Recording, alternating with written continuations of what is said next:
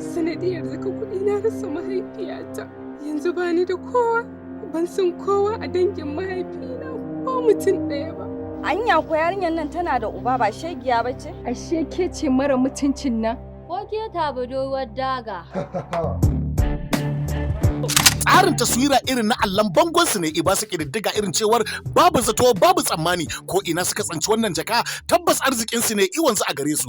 Har da ke ma da dan uwan naki yake son ki aka hada baki aka kashe shi ko? Kai wai nace kai wai kan uwar ki a gidan ne? Menene dalilin da yasa ka zo ka buge matata? Kamfanin Abruk Multimedia and General Enterprises suka dauki nauyin kawo muku wannan katatan shirin mai suna Jakar Kudi. To you are under arrest, shiga moto. Mini! Shiga mana, shiga mana. Jakar Kudi. Jaka ce aka aike mu kai sako ne zamu. Kina ina lokacin da ta rasu?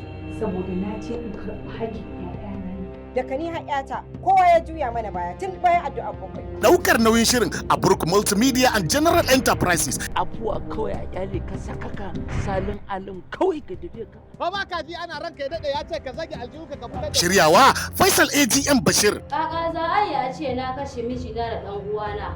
Bayan ga wannan kes ɗin kashe mijinki ga sabon kes ta ya zan yadda da ke.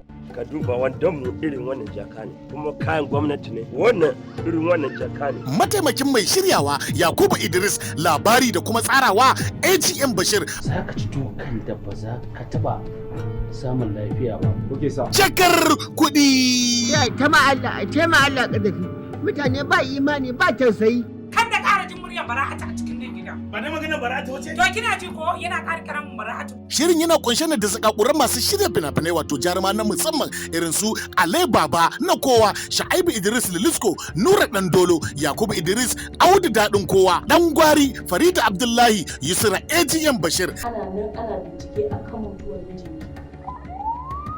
Wanda ya bada umarni AGM Bashir. Idan baki faɗa min wane ne mahaifina ba sai na kashe kaina. Jakar Kudi.